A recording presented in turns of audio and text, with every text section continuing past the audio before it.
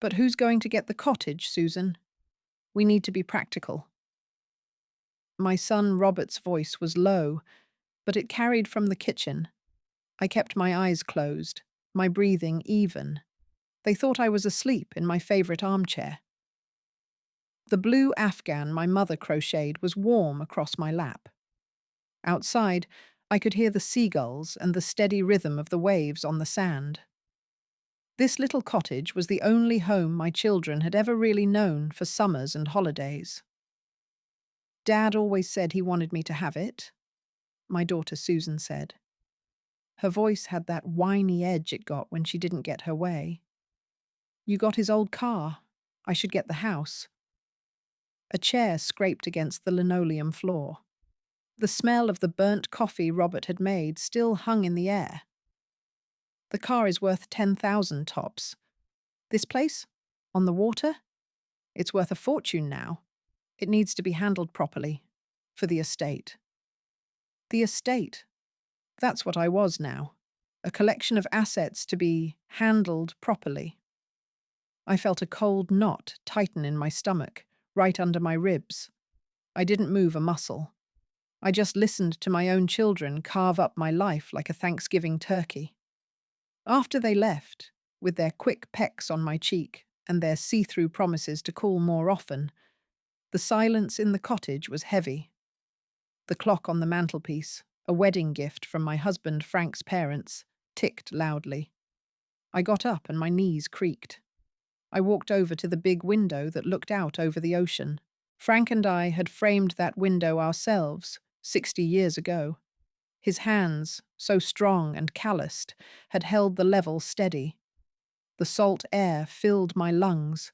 I could almost smell the sawdust and the fresh paint from all those years ago. I ran my hand along the cool glass of the window pane. This place wasn't just wood and nails. It was Frank's laugh when he slipped on a patch of wet sand. It was the pencil marks on the doorframe measuring Robert and Susan's height each summer. It was the spot on the porch where I sat when the doctor called to tell me Frank was gone. I went to the kitchen and poured the burnt coffee down the drain. The bitter smell filled the sink. I made myself a cup of tea, the way I liked it, with a little milk. I sat back down in my chair, holding the warm mug. I didn't cry. The time for tears was long past. I just sat there, watching the sun dip below the horizon, painting the water in shades of orange and pink. The next morning, I pulled out the old photo albums. They were stacked in the bottom of the hall closet, smelling faintly of dust and time. I opened the first one. There was Frank, young and smiling, holding a tiny Robert wrapped in a yellow blanket. Robert, who now worried about handling my estate. I turned the page. A picture of me and Susan, building a sandcastle. She couldn't have been more than 5. Her face was bright with joy, her little plastic shovel held like a scepter. I remembered that day clearly. We had spent my grocery money on a new bucket and spade for her because she'd cried for it in the store. We ate peanut butter sandwiches for dinner all that week. Another photo. Me, standing proudly next to a stack of checks. I had taken a second job, cleaning offices at night, to help pay for Robert's college textbooks. He never knew. He thought the money just appeared, the way kids do. My back ached just looking at that picture. I closed the album. My hands were steady. I picked up the phone book from the little table by the door. The paper was thin. I found the number I was looking for and dialed. Carol?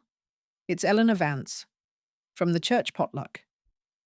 There was a warm voice on the other end. Eleanor, how are you, dear? I'm fine, Carol, I said, my voice clear and calm. I was wondering if you might have some time this week. I've decided to sell my house. Carol came over the next day. She brought a lemon pound cake that smelled like heaven. She didn't bustle in like she owned the place. She took her shoes off at the door and accepted the cup of weak tea I offered her. It's a beautiful spot, Eleanor. she said, looking out the big window. Frank did a wonderful job with this place. We both did, I said softly. We walked through the two small bedrooms. She ran a hand over the old pine dresser in my room. She noticed the good foundation and the new water heater I'd had installed last fall with my Social Security money. She was respectful. She saw the years of love and hard work, not just the dollar signs. You could get a very good price if you're willing to wait for the right buyer, she said, sitting at my kitchen table. The market is hot. I took a sip of my tea. The porcelain was smooth against my lips. I don't want to wait, Carol. I want it sold. Fast. To a cash buyer. Carol looked at me, her eyes kind. There's a developer who's been making offers on this stretch of coast. They're cash offers, but they're usually a little under market value. They close quickly, though. How quickly? A few weeks, maybe, she said. I looked around my little kitchen. I saw the ghost of Frank leaning against the counter, smiling at me. I heard the echo of my children's voices, dividing up the spoils. Call him, I said. Tell him he can have it. A week later, the offer came through. It was for more money than I had ever seen in my life. Not a fortune by today's standards, maybe, but it was enough. I signed the papers at a small lawyer's office in town. My hand didn't shake. I felt a strange lightness, as if a heavy coat I'd been wearing for years had finally been lifted from my shoulders. That afternoon, I went to the grocery store. While I was waiting in line with my milk and a loaf of bread, I saw a travel magazine. On the cover was a huge white ship sailing on water so blue it looked like a dream. The headline said, "See the world in 365 days." I thought about my empty cottage. I thought about the quiet evenings with just the television for company.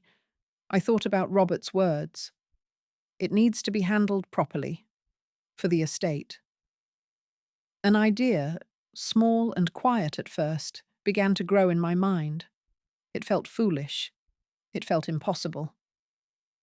Then I looked at the smiling, grey-haired couple on the magazine cover, clinking glasses on a sunny deck. They didn't look foolish. They looked free. I put the magazine in my cart.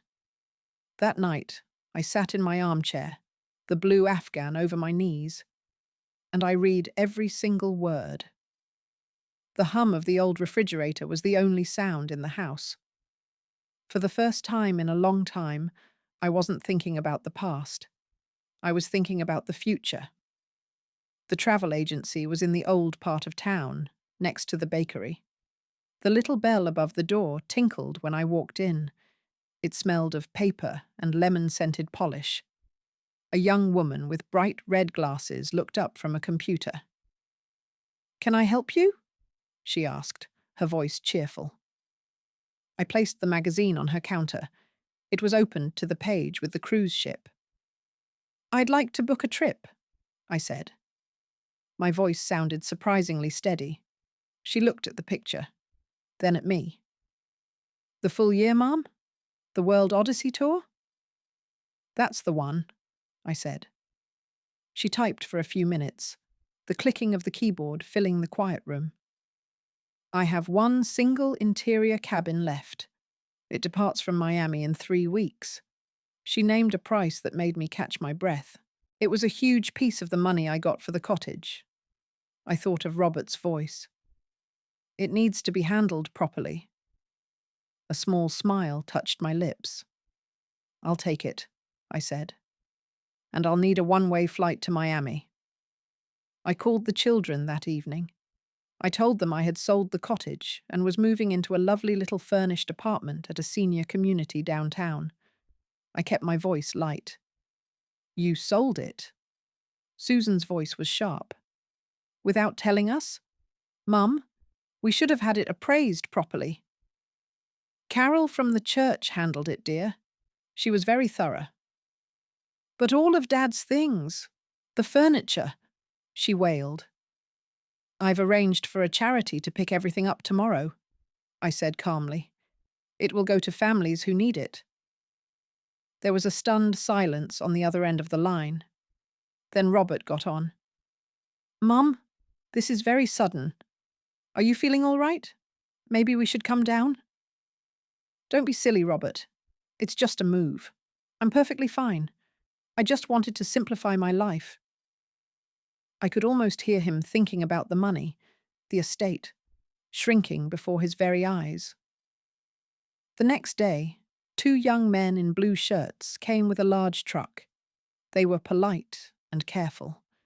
They wrapped my mother's old china in blankets. They lifted Frank's armchair with gentle hands.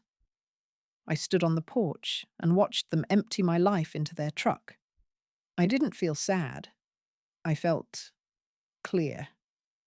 I kept only one small suitcase and a carry-on bag. Inside, I packed a few photographs, my favorite cardigan, and the blue afghan my mother had made. Everything else was gone. The rooms echoed with my footsteps. I ran my hand along the door frame with the pencil marks. I stood in the spot where my armchair used to be, looking out the big window. The ocean was the same as it had always been, constant. The setting sun cast a golden light across the bare wooden floor. I whispered goodbye to the house, to Frank, to the woman I had been for so long. The taxi to the airport arrived before dawn. The sky was still a soft, dark grey. The driver was young and played his music too loud, but I didn't mind. I just watched the familiar streets of my town slip by in the dark. The airport was a blur of noise and bright lights. I checked my one big suitcase and held my carry-on bag tight. On the plane, I got a window seat. As we took off, I looked down and saw the coastline, a thin, dark line between the land and the endless sea. I was really doing it. In Miami, another taxi took me to the port. And then I saw it. The ship. It wasn't a ship. It was a floating city of white steel and glass, bigger and brighter than anything I had ever imagined. People were streaming towards it, a river of happy, chattering voices. My heart gave a little flutter, a mix of fear and excitement. "Here you are, Ma'am," the driver said. "End of the line." "No," I said, smiling at him as I paid the fare. "I think it's the beginning." My cabin was small, but it was perfect. It had a comfortable bed, a little desk, and a tiny, clean bathroom. I carefully unpacked my few things. I put the photo of Frank and me on the little nightstand. I folded the blue afghan and laid it at the foot of the bed. It smelled like home. I went out on the deck. The air was warm and smelled of salt and diesel. A horn blasted, a deep sound that vibrated through my shoes. Slowly, almost too slowly to notice at first, the dock began to move away. I watched the land get smaller and smaller until it was just a smudge on the horizon. I found the ship's gift shop. It was full of shiny trinkets and bright clothes. I bought a postcard with a picture of the ship on it, and another one showing a beach with impossibly blue water. The card said, "Greetings from Tahiti." I went back to my cabin, sat down at the little desk, and took out a pen.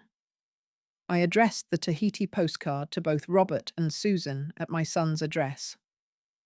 I thought for a moment. Then I began to write. I wrote the message in my neatest cursive.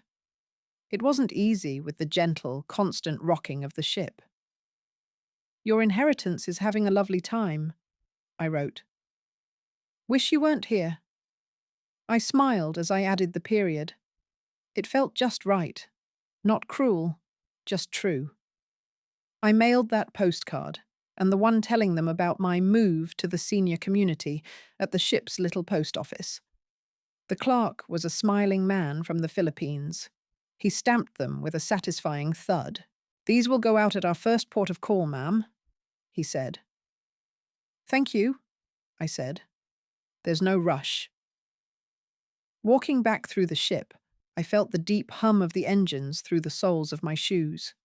The air was cool and smelled faintly of chlorine from one of the pools. I passed the casino, a noisy cavern of flashing lights and chiming bells, and decided to find the library instead. It was quiet, filled with the scent of old paper and wood polish. I was the only person there. I ran my fingers along the spines of the books. I had all the time in the world to read them. The first few days at sea passed in a gentle rhythm. I found a quiet deck at the back of the ship where the wind wasn't too strong. I would sit there in a cushioned lounge chair, my mother's afghan over my legs, and watch the endless blue water. At dinner, I was seated at a table for 4. The first night, a couple from Ohio sat with me. They asked me where my husband was. "He passed away a few years ago," I said simply. "Oh, you're so brave to travel all by yourself," the wife said, her voice full of pity. "It isn't brave," I said, unfolding my napkin. "It's just new." The next night, a woman sat down at my table. She had short, stylish silver hair and wore bright red lipstick. "I'm Martha," she said, holding out a hand sparkling with silver rings. "And if anyone calls me brave for being alone, I'm going to stab them with my butter knife." I laughed. It was the first real laugh I'd had in months. "I'm Eleanor, and I'll help you hide the body." Our first stop was a small island in the Bahamas. The air hit me like a warm, wet blanket the moment I stepped off the ship. It was thick with the smell of flowers and salt and frying fish. The colours were so bright they almost hurt my eyes. Turquoise water, pink buildings, green palm trees. Martha and I decided to explore together. We walked through a noisy market. People were selling handmade straw baskets and colourful paintings. A man was playing a steel drum, the notes happy and bright. "Have you ever had fresh coconut water?" Martha asked me, pointing to a stall where a man was hacking at coconuts with a machete. "Never," I said. Frank had always been a fussy eater. We stuck to what we knew. The man handed me a whole coconut with a straw sticking out of it. It was surprisingly heavy. The water inside was cool and slightly sweet. It tasted like sunshine. We sat on a low stone wall by the harbour, sipping our coconuts and watching the little fishing boats bob on the water. I felt a deep sense of peace settle over me. For years, my life had been about taking care of things.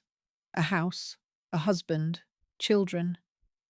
Now there was only me, and it was enough. I thought about my children, so sure of my life's path. I didn't die.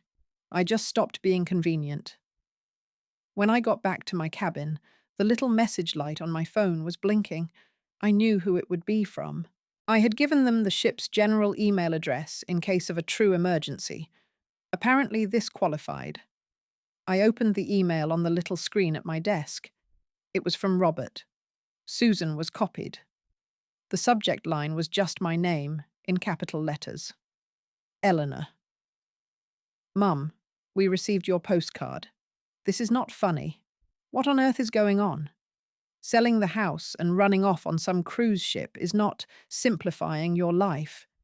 It's irresponsible. We have been trying to call the senior community you mentioned, and they have no record of you. You need to tell us where you are and what you've done with the money from the house. We need to handle this properly before you waste it all." Handle this properly. There were those words again, like I was a leaky faucet or a bill that needed to be paid. I read the email twice. I felt no anger, no guilt. I just felt a quiet, sad distance, as if I were reading about people I used to know a long, long time ago. That evening, I met Martha for dinner. The dining room was buzzing with chatter and the clinking of silverware. The air smelled of roasted chicken and warm bread. "You look like the cat that ate the canary," Martha said, picking up her wineglass. "My children got my postcard," I said. And? She asked, her eyes twinkling.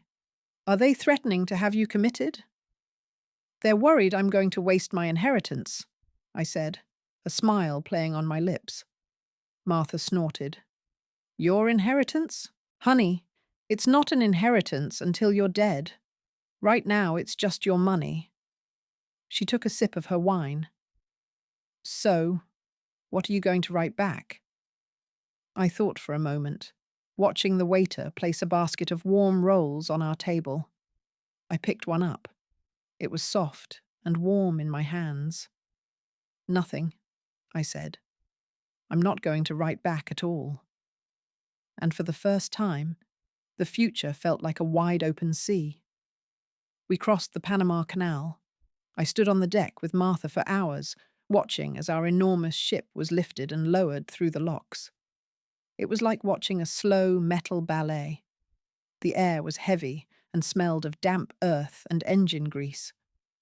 On either side of us, the jungle was a solid wall of green. I heard the chatter of monkeys and the cry of strange birds.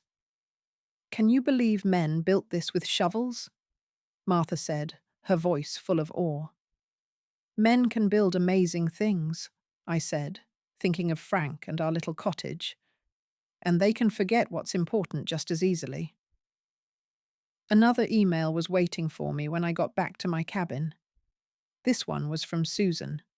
It was shorter than Robert's, more emotional. Mother, I can't believe you are doing this to us. To me.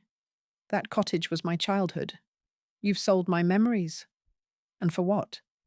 So you can run around the world like a teenager? Please, just come home. We can sort this out. We can handle it. I deleted the email without a second thought. I wasn't selling memories. I was making new ones. The Pacific Ocean was vast. For days, we saw nothing but water and sky. The rhythm of the ship became the rhythm of my life. I started going to a gentle stretching class in the mornings. The room overlooked the ocean, and it felt like we were stretching right at the edge of the world. I joined a book club.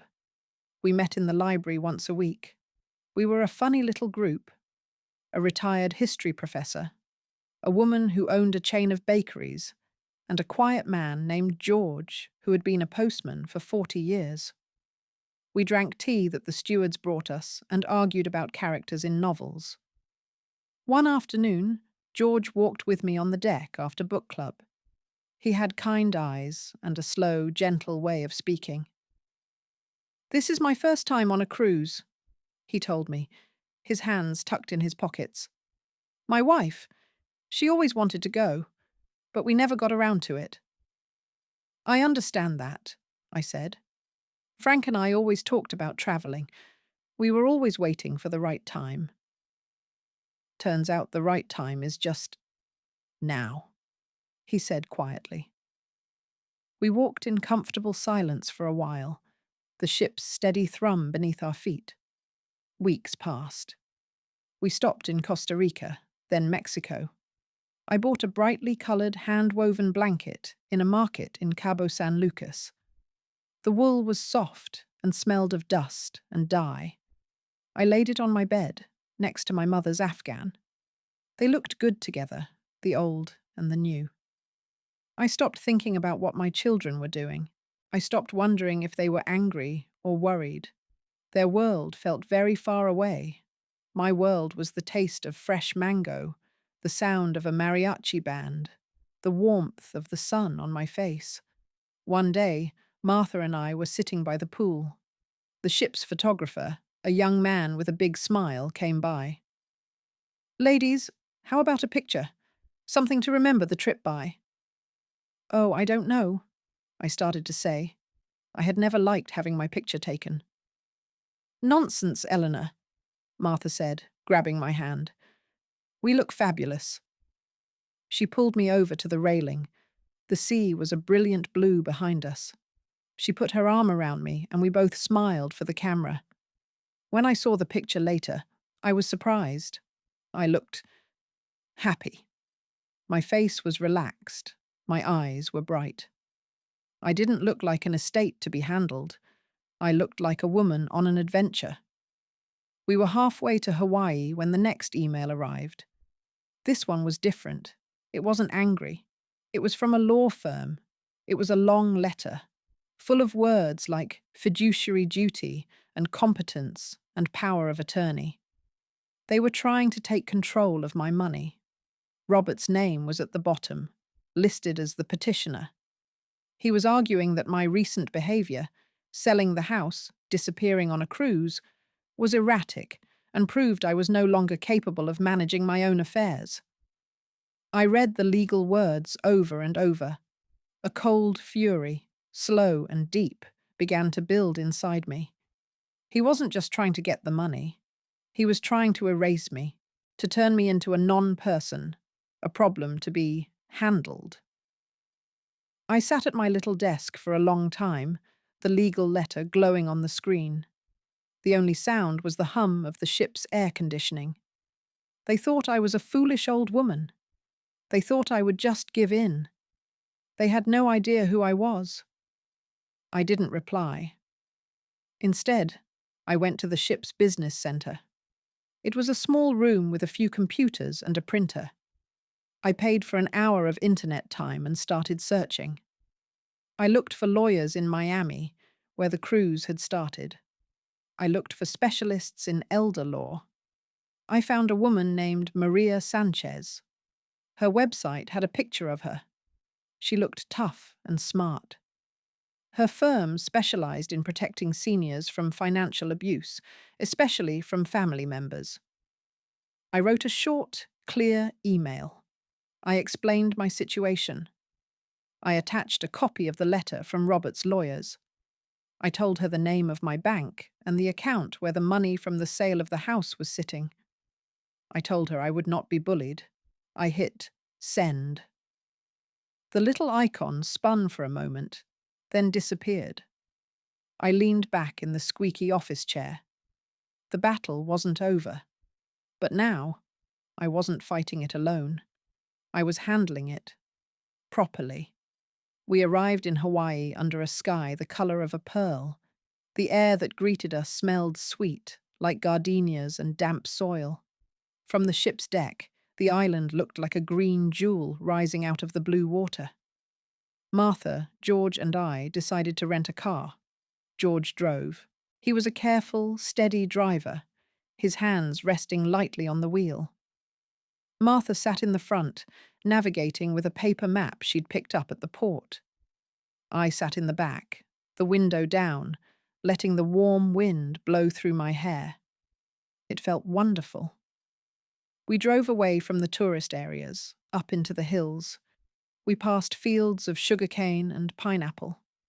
We stopped at a roadside stand and bought fresh bananas that tasted more like bananas than anything I'd ever eaten from a grocery store. The woman who sold them to us had a flower tucked behind her ear. "You live in paradise," Martha told her. The woman smiled, a wide, genuine smile. "Paradise is where you find it," she said. An email from Maria Sanchez was waiting for me that evening. It was brief and to the point. "Mrs. Vance," it began, "I have received your email and reviewed the documents. The petition filed by your son is aggressive, but common. Do not communicate with him or his lawyers. I will handle it. We will need to schedule a video call to discuss strategy. My assistant will be in touch." I felt a wave of relief, so strong my knees felt weak. I sat down on my bed, my hand on my chest. The heavy weight I had been carrying since I read Robert's letter lifted. I had an ally, a professional, someone who would handle things properly for me. I looked at the picture of Frank on my nightstand. "Well, Frank," I whispered, "it seems our boy needs to be taught a lesson in respect." I smoothed the colorful Mexican blanket on my bed. I was calm. I was ready. The video call was scheduled for 2 days later, while we were at sea, heading for Tahiti. The ship's internet was slow, but it worked. I sat at the little desk in my cabin. I had put on a nice blouse and my small pearl earrings. I wanted to look composed. Maria Sanchez appeared on the screen. She was in an office with shelves of thick law books behind her. She was younger than I expected, with sharp, intelligent eyes. "Mrs. Vance? Eleanor? It's good to meet you," she said. Her voice was warm, but had a no-nonsense edge. "I've filed a response to your son's petition. We are stating, in no uncertain terms, that you are of sound mind and body, and that his actions constitute harassment." "What happens now?" I asked, my voice a little shaky. "Now, we wait for them to respond. But I've also done some digging. I see your son has some small business debts. Is it possible he sees your assets as a solution to his own financial problems?" I thought of Robert's constant talk about investments and opportunities. His new car, his wife's expensive jewelry. It all clicked into place. "Yes," I said quietly. "That's possible." "I thought so," Maria said. "Don't you worry, Eleanor. We're going to make it very clear that your money is your money. They picked a fight with the wrong grandmother." We arrived in Tahiti. If Hawaii was a jewel, Tahiti was a dream. The water in the lagoon was 100 shades of blue. The mountains were jagged and green, their peaks hidden in soft white clouds. The air smelled of vanilla and tiara flowers. I bought another postcard. This was the one I had seen in the gift shop on the first day. It showed an overwater bungalow with a thatched roof, surrounded by impossibly clear water. I also bought a disposable camera. Martha, George, and I took a boat tour. We snorkeled in the warm lagoon. I had never done it before. I was clumsy with the mask and fins. But when I put my face in the water, a whole new world opened up. Brightly coloured fish, yellow and blue and striped, swam right past my nose. The coral below was like a strange and beautiful garden. I felt like a child again, full of wonder. George, who was a strong swimmer, stayed close to me, pointing things out. Later, we sat on the warm sand of a small, deserted island. Martha took my picture with the disposable camera. I was sitting on a log, wearing my simple one-piece swimsuit, my hair wet, a huge smile on my face. Behind me was the perfect blue water. Back in my cabin, I took out the postcard of the overwater bungalow. I thought about Robert's legal letter, about Susan's whining. I thought about the years I had spent making sure they were comfortable, that their lives were easy. I wrote a new message on the back of the postcard. I addressed it to both of them again. "Hello from paradise," I wrote. "Just a heads up, I've hired a lawyer. Her name is Maria Sanchez. She's very good. She advises me that all future communications should go through her. By the way, Tahiti is lovely. You would hate it." I put the postcard in an envelope. I also put in the photograph Martha had taken of me on the beach. I wanted them to see my face. I wanted them to see that I was not a frail, confused old woman. I was happy. I was free. And I was in control. I mailed it from the little post office in Papeete. The stamp had a picture of a bright red hibiscus flower on it. After Tahiti, we sailed towards New Zealand. The sea turned a deeper, colder blue. The air grew crisp. I started wearing my cardigan when I sat out on the deck. I didn't get any more emails from my children. The silence was a relief. I knew Maria Sanchez was handling it. The ship held a talent night in the Grand Theatre. Martha, who had been a singer in a band in her 20s, decided to perform. She wore a sparkling blue dress and sang "Fever" in a low, smoky voice. The whole room clapped and cheered for her. "You were wonderful," I told her afterwards. We were having a cup of tea in one of the quiet lounges. The ship's orchestra was playing softly in the background. "It felt good," she said, her cheeks flushed with excitement. "To get up there and just be myself again. Not somebody's mother or somebody's widow. Just Martha. I know exactly what you mean, I said, stirring my tea. We docked in Auckland. The city was clean and bright, built around a harbour full of white sailboats. George had a cousin who lived there. He invited me and Martha to come along for a visit. His cousin, a cheerful woman named Jean, lived in a small house with a huge garden. It was overflowing with flowers I had never seen before, in brilliant shades of red and purple. The air smelled of roses and damp earth. Jean served us tea and little cakes with cream on her sunny patio. "George tells me you're on a world tour," Jean said to me. "All by yourself. How brave." Before Martha could reach for her butter knife, I just smiled. "It's been an education," I said.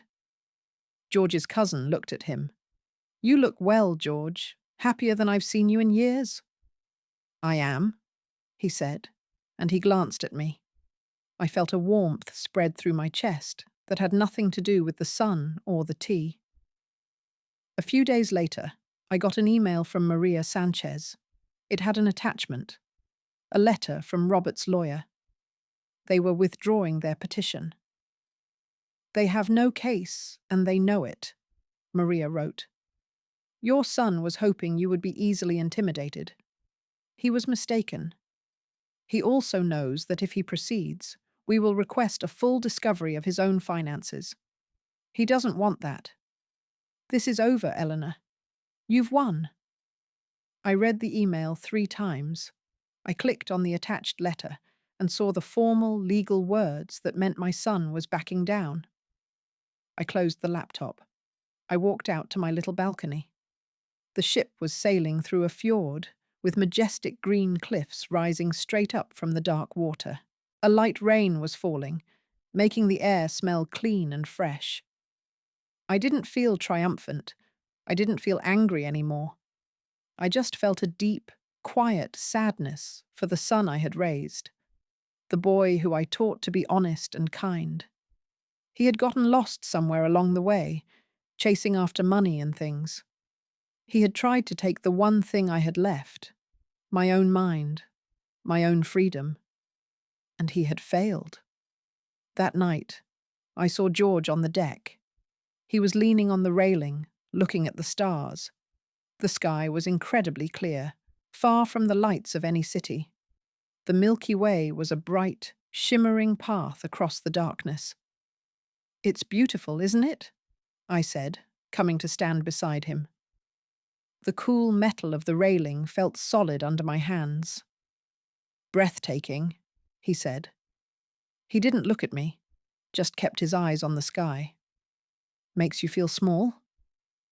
Or it makes you realize you're part of something huge," I said. We stood in silence for a while. "I heard from my lawyer today," I said finally. "My son dropped his lawsuit." George turned to me then. His face was kind in the dim light from the ship. "I'm so glad to hear that, Eleanor. That must be a great weight off your mind." "It is," I said. "It feels like the last string has been cut." I looked out at the dark water, at the reflection of the stars. "I'm completely on my own now." "No, you're not," he said softly. His hand found mine on the railing. His touch was warm and gentle. "You're not alone at all." We sailed to Australia. We saw the Opera House in Sydney, its white sails gleaming in the sun.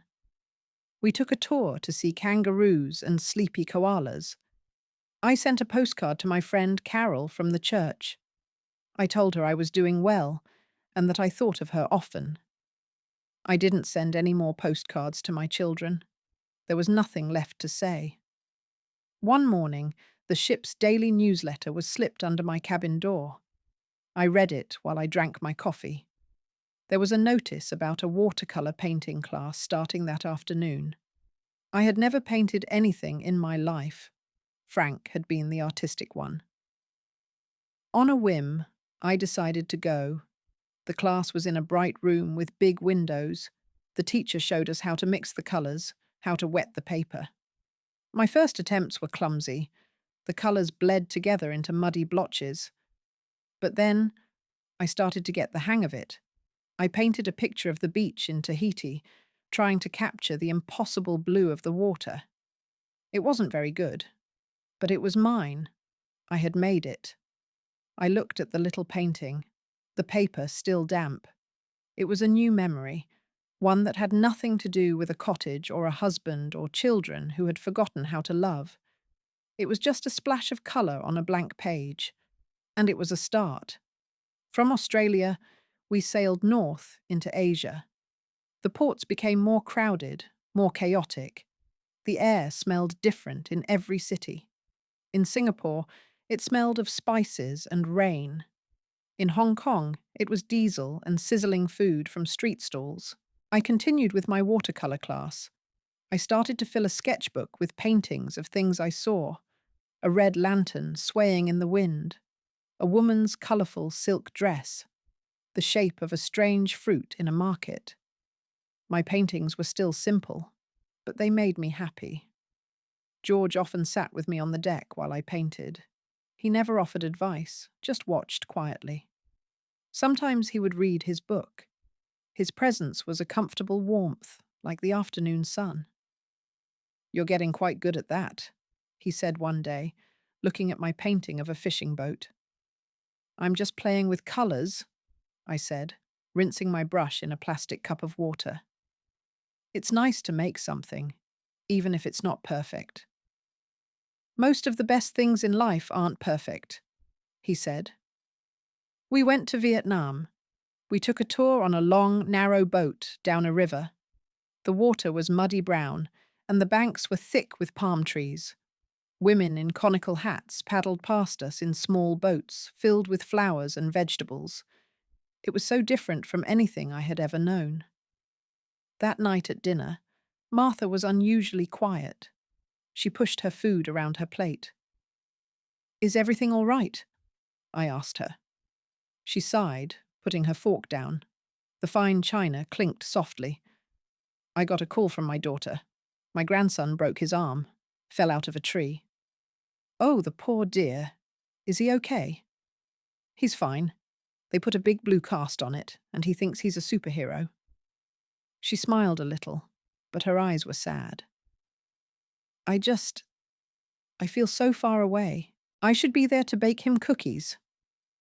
I reached across the table and put my hand on hers. Her skin was cool. "You can bake him a whole mountain of cookies when we get back. Right now, you're here, and we're your family." The thought of getting back was strange. The cruise was supposed to end in a few months. We would sail through the Suez Canal, visit a few ports in the Mediterranean, and then cross the Atlantic back to Miami. For the first time, I had to think about what came next. The idea of going back to my old town held no appeal. What was there for me? A post office box? I didn't want to live in a senior community, making small talk at organized socials. I had seen too much of the world now. I had changed. I was in the ship's library, looking at a large globe that stood in the corner. I spun it slowly, my finger tracing our route. I stopped it on a spot in the southwestern United States, a place with mountains and sunshine, a place I had never been. "Thinking of your next adventure?" George's voice made me jump. "I'm thinking about what happens when this adventure is over," I said. "I don't have a home to go back to." "Home isn't a place, Eleanor," he said, coming to stand beside me. "It's a feeling." He gently touched my arm. "I've been thinking about that too. My house is too big for one person, too many memories." We stood there for a moment, the quiet hum of the ship all around us. The library smelled of paper and lemon polish, a scent I now found comforting. In India, the ship docked in Mumbai. The city was an explosion of sound and colour and life. The air was thick with the smell of incense and car exhaust. We saw women in beautiful, bright saris and men in crisp white shirts. The poverty was heartbreaking, but the spirit of the people was incredible. I received an email. It wasn't from a lawyer. It was from Susan. The subject line just said, "Thinking of you." I hesitated before opening it. I took a deep breath. "Mum?" it read. "I know I have no right to ask you for anything. Robert told me about the lawyers. I'm so sorry. I miss you. I saw a woman at the grocery store today who looked like you from the back, and I started to cry. I hope you are well. I hope you are happy." There was no demand, no mention of money, no, "we need to handle this." It was the first time in a very long time she had sounded like my daughter. I didn't know what to do with it. So I did nothing. I just closed the laptop and went to find Martha. We sailed through the Suez Canal, a straight blue line cut through the pale yellow sand of the desert. On either side, we could see camels and distant villages. It felt like we were sailing through the pages of the Bible. George and I had gotten into the habit of walking the deck in the evenings. The Mediterranean air was soft and warm. "Susan sent me an email," I told him one night. The lights of Port Said twinkled on the horizon. "Oh?" he said, his voice neutral. "What did she want?" "I'm not sure," I admitted. "She said she missed me." "Do you miss her?" he asked gently. I thought about it. I missed the little girl who held my hand at the beach. I missed the teenager I helped with her homework. But the woman she had become? The one who saw me as a house, an asset, a problem. "I don't know who she is anymore," I said, and the words tasted like truth. "And I'm not sure she knows who I am either." Our last few weeks on the ship felt precious. We visited Rome and Barcelona. I ate gelato in a sunny square and watched street performers. I bought a small, simple silver bracelet. It felt cool and smooth against my skin. A reminder. The final crossing of the Atlantic was stormy. The ship pitched and rolled. Many passengers stayed in their cabins, but I found I liked the motion. I would sit in the library, feeling the power of the ocean, and read. George and I talked a lot about the future. He was selling his house outside Philadelphia. He wanted to move somewhere warm, somewhere he could have a small garden. "I've been looking at a little town in New Mexico," he told me one afternoon. We were the only ones in the card room, a quiet space that smelled of old felt and coffee. "It's near the mountains. The sky is supposed to be amazing." "That sounds lovely," I said, shuffling a deck of cards. The worn cards slipped through my fingers. "I was wondering," he said, his voice a little hesitant, "if you might consider looking there too. We could be neighbors." I looked at his kind face, at the gentle hope in his eyes. "I'd like that very much, George," I said. "I'd like that more than you know." Disembarking in Miami was the opposite of our departure. It was chaotic and a little sad. We all promised to keep in touch. I hugged Martha fiercely. "You call me if you ever need help hiding a body," she whispered in my ear, her bright red lipstick smudging my cheek. "You too," I laughed. We exchanged addresses and phone numbers. Real ones this time. George and I shared a taxi to the airport. We weren't going to New Mexico just yet. First, I had a final piece of business to take care of. I had hired Maria Sanchez to help me set up a trust. My own trust, with my own rules. Then, I was going to buy a small condo in Santa Fe, sight unseen, based on pictures from the internet. It felt like the most reckless, wonderful thing I had ever done. George was flying to Philadelphia to meet with his real estate agent. We promised to meet in Albuquerque in 2 weeks. "See you soon, neighbor," he said as he left me at my gate. "See you soon," I said, and my heart felt full. I didn't tell Susan I was in Florida. I stayed at a quiet hotel by the beach for a week while Maria Sanchez finalized the paperwork. I walked on the sand in the mornings. I thought about my old cottage, just a few hours up the coast. It felt like a lifetime ago. One evening, I decided to answer Susan's email. I kept it short. Susan, I wrote, thank you for your email. I am well, and I am happy. I have decided to move to New Mexico. I hope you and Robert can find peace with your own lives. I signed it simply. Mother. I didn't offer a phone number or an address. If she wanted to find me, she would have to do the work. The ball was in her court now. I had my own life to build. My condo in Santa Fe was small, but it had a big window that looked out at the mountains. The sky was a shade of blue I had only ever tried to capture with my watercolors. The air was dry and smelled of pine and dust.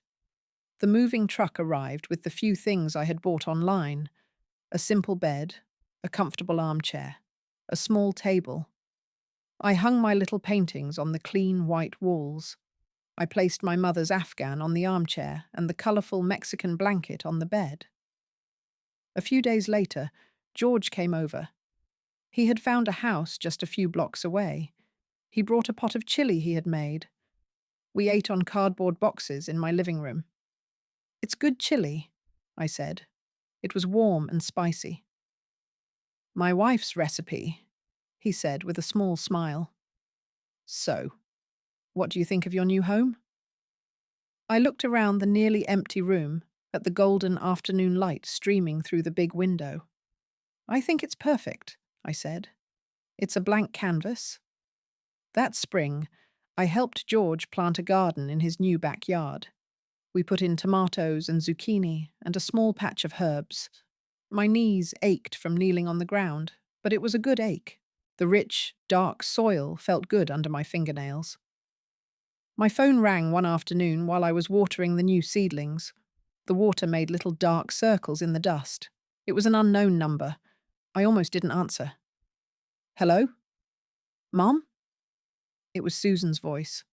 It was small, hesitant. I got your email. It took me a while to find your number. I see, I said. I kept my voice even. There was a long pause. I wanted to say, I'm glad you're happy. She started to cry then, soft, hiccuping sobs. I'm so sorry, Mom. I was so stupid. I miss you. I listened to her cry. I didn't feel anger. I didn't feel pity. I just felt a quiet space, a distance I had earned. I have to go, Susan, I said gently. I'm watering my garden. I hung up the phone. I turned back to the little green sprouts, lifting their faces to the sun. The mountains in the distance were turning purple in the evening light. I took a deep breath of the clean, dry air. I was home.